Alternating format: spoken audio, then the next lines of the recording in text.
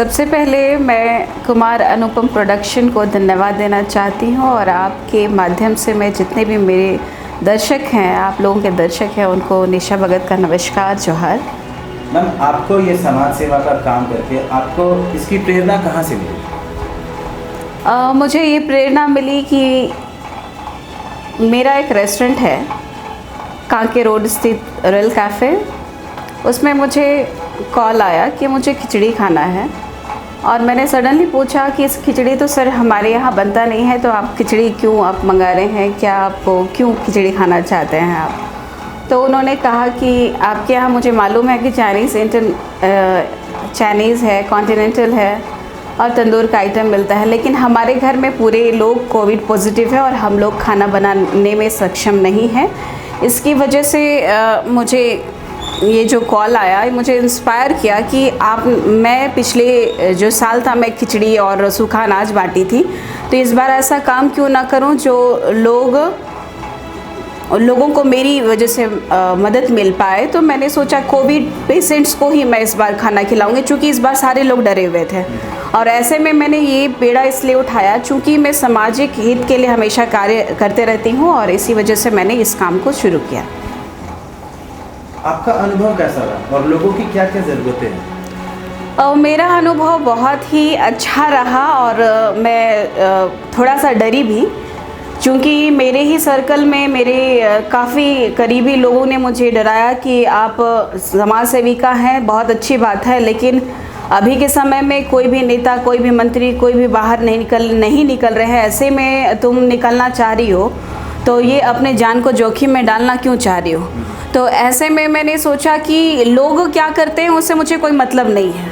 मुझे क्या करना है उससे मुझे मतलब है। तो मुझे अपने आप में कॉन्फिडेंस था कि जब मैं किसी की सेवा करने के लिए मैं इस धरती पे आई हूँ, तो मैं अगर सेवा करती हूँ तो ऊपर वाले हैं, महादेव हैं बैठे हुए ऊपर, देख रहे हैं कि मुझे कुछ नहीं होगा, इसका मुझे पूर्ण विश्वास था। और जैसा सुरक्षा मास्क, सैनिटाइज़र, ये सब मैंने प्रिकॉशन लिया और मुझे कुछ नहीं हुआ। मैंने 10-15 दिन बाद लोगों को इंस्पायर भी किया कि आप भी सामने आओ, क्योंकि ऐसी सिचुएशंस आ रहे थे कि अपने ही घर वाले लोगों को पानी तक नहीं दे रहे थे। तो ऐसे में मेरे लाइफ में मेरे मंगेतर हैं, उन्होंने काफ़ी कोऑपरेट किया। मैं नहीं निकल पा रही थी तो उन्होंने काफ़ी मदद किया और वो लोगों के घर तक जा कर के सुबह का नाश्ता, दोपहर का खाना और रात का डिनर उन्होंने पहुंचाने का काम किया और काफ़ी प्रिकॉशन के साथ हमने काम किया और ऊपर वाले का आशीर्वाद और लोगों का प्यार था, जो कि अब तक हम लोग बचे रहे।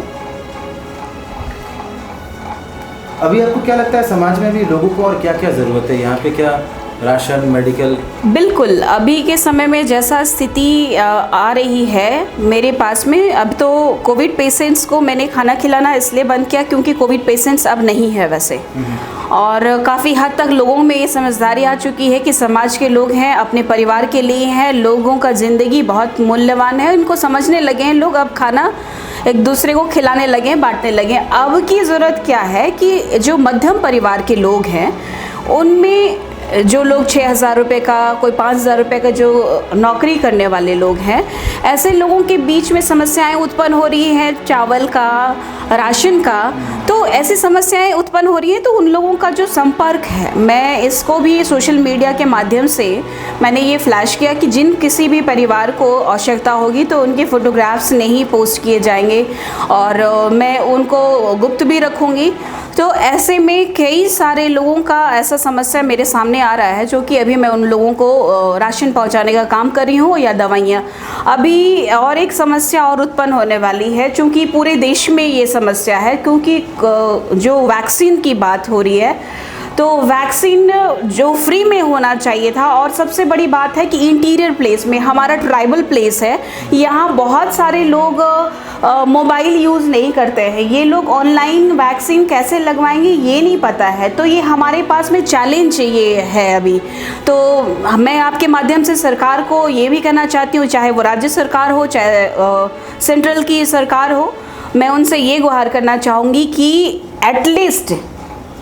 आप ये ऑनलाइन का माध्यम हटा करके जो भी पंचायत स्तर पे है, ऐसे ब्लॉक स्तर पे, वीडियो के स्तर पे आप लोग वैक्सीन पहुंचाने का काम कीजिए ताकि लोगों को फ्री में वैक्सीन मिल पाए। और आने वाला जो लहर की बात कर रहे हैं, जो तीसरी लहर की बात हो रही है, जिससे कि अभी दूसरी लहर में ही काफ़ी लोग डर गए हैं। ऐसा कोई व्यक्ति नहीं है जिसका कोई सगा नहीं का देहांत हुआ हो। तो ऐसी स्थिति में ये समस्या है कि सारे लोगों को यदि वैक्सीन नहीं मिलता है तो प्रॉब्लम और भी क्रिटिकल हो सकता है। आप इस दुनिया को क्या संदेश देना चाहते हो? इस दुनिया को मैं यही संदेश देना चाहती हूँ कि हम लोग एक सामाजिक प्राणी हैं, हम लोग एक दूसरे के प्रति संवेदना रखने वाले लोग हैं। हम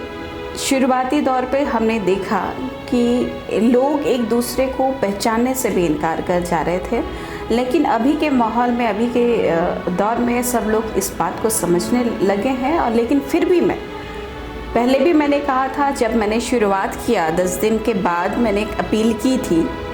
कि आप एक दूसरे को मदद कीजिए। और आज भी मैं आपके माध्यम से यही कहना चाहूँगी कि मेरे पास जो क्षमता थी और मेरे पास जो क्षमता है मैं वो तो कर ही रही हूँ, लेकिन जो सामर्थ्य है, जो कर सकते हैं, जो आसपास के लोगों को, पड़ोसियों को मदद पहुंचा सकते हैं, तो उनको प्लीज़ आप मदद पहुंचाइए ताकि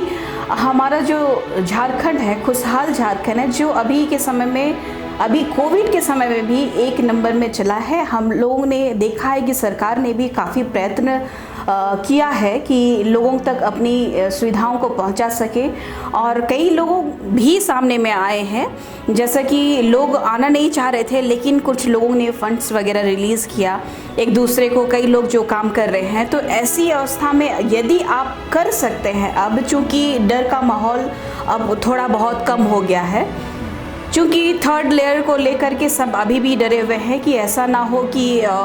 इससे ज़्यादा कई जाने जा सकती हैं। इससे पहले कि लोग भूखे ना मरे, क्योंकि अभी के सिचुएशन में लोग, पिछले बार भी लॉकडाउन रहा, किसी तरह लोग सरवाइव किए बीच में, लेकिन फिर से ये लॉकडाउन जो लगा है, ऐसे में लोग घर पे बैठे हुए हैं, कहीं से कोई इनकम नहीं है। तो ऐसे अवस्था में आप लोगों को मदद कीजिए, और ताकि हमारा जो सुंदर झारखंड है, जो लोग इस चीज़ों को जानते हैं कि हमारे लोग, यहाँ के लोग बहुत दयालु होते हैं, समाज प्रिय होते हैं, तो इसको आप लोग मेंटेन कीजिए और एक दूसरे का सहयोग कीजिए। यही मैं संदेश देना चाहती हूँ, चाहे किसी भी वर्ग के लोग हो, किसी भी धर्म के लोग हो।